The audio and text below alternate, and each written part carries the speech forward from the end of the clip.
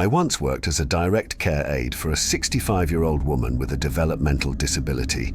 Her daughter, who was in her 40s, worked overnight shifts, and she needed a caretaker with medical experience to watch over her mother during the night. When I say once worked for them, I mean I literally worked just once. And it's this particular night that I'm about to describe, and you'll soon understand why I never returned. The 65-year-old woman's name was Martha, and her daughter's name, who contacted me, was Colleen. Colleen perhaps didn't have any other family to rely on, didn't want to or couldn't afford to place Martha in a nursing home. Or perhaps she felt more at ease hiring someone with some form of experience to look after her mother. At that time, I was already working as a direct care worker for 2 other women who had various developmental disabilities, so I did have some experience. But nothing prepared me for that night.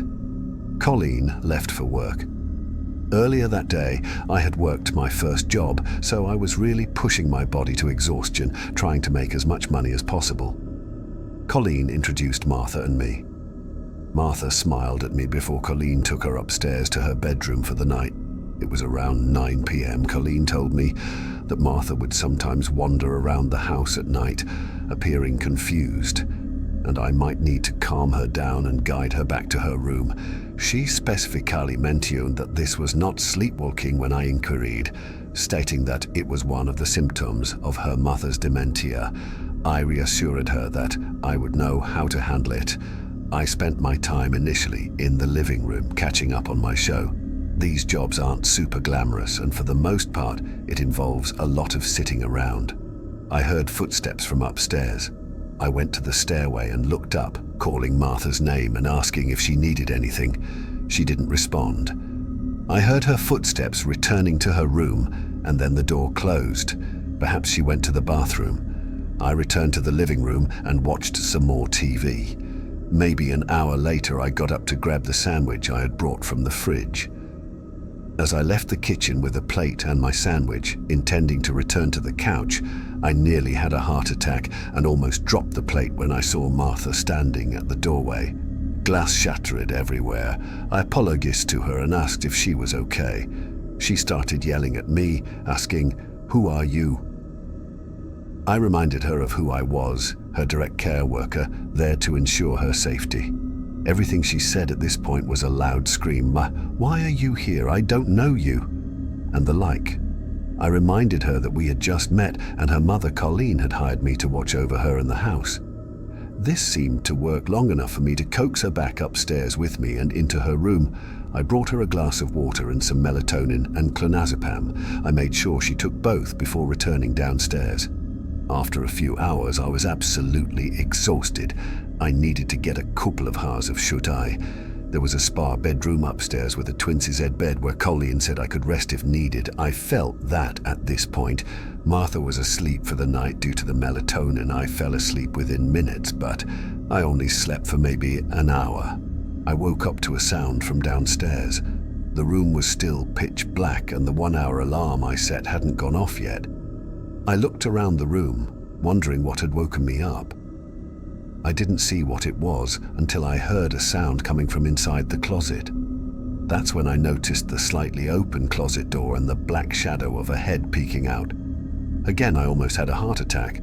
I said, "Martha," but she didn't respond. I kept calling her name until she pushed the door open and approached the bed slowly. She started saying the same things she had hours ago. "Who are you? I don't know you."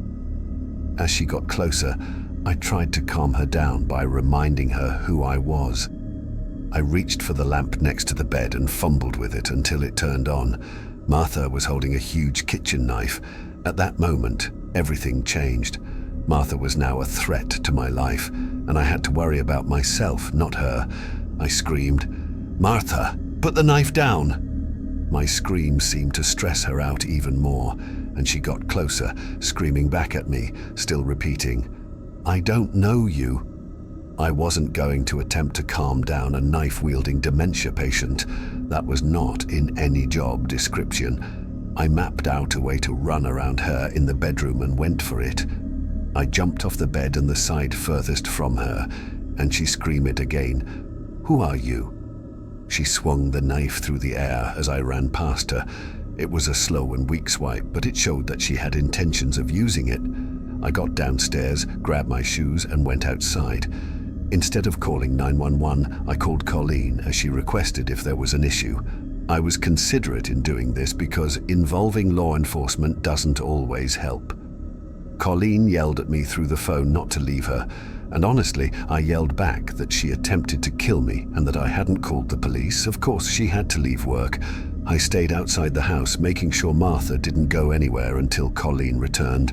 When Colleen went inside, Martha was back in her bed asleep. Colleen even went as far as accusing me of exaggerating the whole thing until she found the knife next to Martha's bed. To avoid giving her any more reasons to blame me, I didn't mention that I had ever gone to sleep. But that doesn't mean I felt like I did anything wrong. Colleen even offered me that room to sleep. I never worked in that house again. Martha was a scarier patient than any I had ever dealt with in my 9 years of being a direct care ID.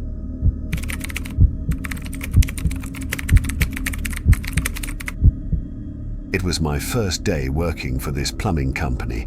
I was called in for my first job to this house out of town. The plumbing company had 5 employees, and the owner would choose who does what job. I don't see it as a coincidence that I was sent to some undesirable job far away, in a rundown area for my first job. The call was for a leaky pipe under the sink, which is typically the easiest, most basic job to get a call for, depending on the root cause of it. I pulled up to the house, my first ever call, and it was an absolutely disgusting looking house, completely run down as if no one had lived there for years. I went up to the house and knocked until a middle-aged man opened the door. I didn't like his aura from the start. He had this unflattering, disproportionately wide smile that made his entire face appear off-putting. His voice was also really soft and high-pitched, not the voice I was expecting to come out of his mouth. Or maybe it was given his unusual appearance. He welcomed me inside the house. I realized there wasn't a single piece of furniture in the house. "Just moved in?" I asked him. He replied yes, and then chuckled. Or maybe I should say he giggled, because it was just a weird, high-pitched little laugh. He brought me to the kitchen, and the first thing I did was set my stuff down on the counter, then opened the cabinets under the sink. I slid myself under the sink and started to examine the pipe, specifically looking at the P-trap and the lock nuts to make sure they weren't overly tight or loose.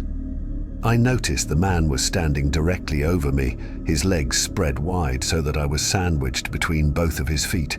It was extremely uncomfortable. I asked him politely to give me some space, and he backed up a bit, but not enough to make me feel comfortable. I realized that I didn't see any water leaking at all, so I got out from under the sink and tried running the water, but no water came out of the faucet. I looked at the weird man and asked him why the water wasn't running. He said he must have shut off the main water valve without realizing it. When I say I stood there speechless for a few seconds, I'm not exaggerating. I asked him bluntly how you do something like that by mistake. He smiled and shrugged his shoulders. I asked him to go turn the water valve back on. He turned and said he'd be right back, and I saw him leave the kitchen, and then I heard footsteps walking upstairs. I'd never in my life heard of a water valve being upstairs in any house. I knew something was off with this guy and the situation. Everything from the condition of this house to his mannerisms, and then I started hearing multiple sets of footsteps from upstairs, coming down the steps quickly. In a split second, I decided I was out of there. I grabbed my stuff and quickly walked out to the front door and to my van. I'm a pretty large and loud dude, so I'm not really intimidated very easily by people in a physical way. But there was something about that situation and that guy that told me that some shit was about to go down. I looked at the house for a second, and then I drove away.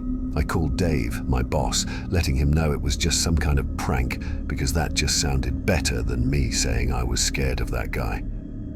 I did a few minutes worth of investigating and found out that it was just a vacant, abandoned house. I got the number that made the call for the alleged leaky pipe from Dave, and it turned out to be a voice over IP number, not even a real number. I reported this shady encounter with the local police department just so that they would be aware of it and maybe close off that house.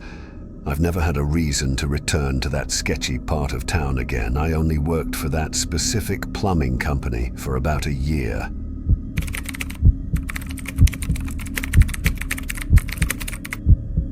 Back in 2019, I worked for Domino's.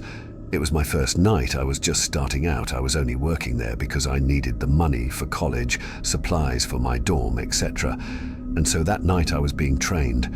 When you're being trained, you're accompanied by the manager on your first few deliveries to see how you do and evaluate you and train you. It was late, around 8 o'clock, and we got an order. Our store was an electronic like they are today. We couldn't see where the locations were on a big TV. We had to go look them up on our phones for directions. We got the directions and the pizza. I still remember the order, 4 large pizzas with 2 bottles of PIB. We loaded them into the car, and it was my car since I was the one being evaluated. So it was me, my manager, and another trainee who I didn't know. The house we were heading towards was way out of the way in the middle of nowhere. My town was old though, so it was fairly common to go miles without anything. It took us around 15 to 20 minutes to get there. The house looked old, really old. It was an old 2-story home, and it was completely run down. The wood was chipping. Some of the windows had boards on them. It was not a house you'd expect people to be living in. I remember asking my manager if we had to go up there, and he told both of us yes, but that he'd come with us and hand them the pizzas and sodas. I hesitantly got out of the car and noticed that the other guy who was new was very nervous as well about walking to that front door. We finally started making our way to it when the other trainee said he thought he saw someone watching us from the furthest window from us upstairs. Our manager told him he's just paranoid and that this shouldn't take more than a minute or two, making sure to tell us to stay calm and be nice. I don't know how I had the courage to ring the bell, but I did, which of course it didn't work. So my manager pounded on the door, no answer. We waited about 15 seconds and knocked again, harder this time. Still no answer. We were all getting impatient, and there was a smell of something rotten. We couldn't tell if it was the house or if something inside had died. Finally, after about a minute of impatiently waiting, someone opens the door, but not completely. They opened the door, only showing part of their face and asking who we were and what we wanted. My manager said we had their pizza, and the guy quickly unlocked the door and acted all friendly towards us. It freaked the 3 of us out. It was an older gentleman, in his 50s at least. He told us it took him a while to open the door because it's hard for him to get around or some shit. Our manager handed him the receipt and asked if he was paying with cash or a check. The man told us he'd be back with the money. He left the front door open, so I looked around to see what the house looked like inside. Empty. Completely empty. No furniture or anything in that house, just the floor and a couple of blankets. Obviously, this guy was homeless and was just living here since no one else was. That's when we heard footsteps coming from upstairs. More than one person too. That's when we got uncomfortable about this situation. The realization of what the other employee said became true. Someone was probably watching us as we walked to the front door. My manager yelled out if the man had the money yet, but he never got a response back. The footsteps stopped. Everything just stopped. It became silent. You could just hear the 3 of us breathing. My manager told us to stay at the front door in case the man came back, and that he'd go around the house to see if the man needed help or something. We nodded at him and he walked towards the back. The 2 of us heard footsteps, but not from upstairs. They were coming from below us somehow. We both looked completely puzzled and confused and honestly uneasy about this entire situation. That's when we heard our manager scream and heard frantic running. He ran to the front of the house where both of us were and told us to go back into the car and that we're leaving. I've never driven a car faster in my life. My manager explained to us that when he was walking around to the back, he saw a group of people in the darkness surrounding a sort of makeshift campfire, but it was very small. He got closer to them and noticed in the middle was a baby deer. The group of men was sitting around laughing at it as if they found it funny. The minute he said that, my heart almost stopped. The new guy and I quit right after, and I heard the manager quit a month after this. I'd never worked a delivery job again. Obviously, we walked into some kind of cult meeting, and I'm just glad we left when we did. Subscribe to my channel and don't forget to turn on notifications to see you in the next story.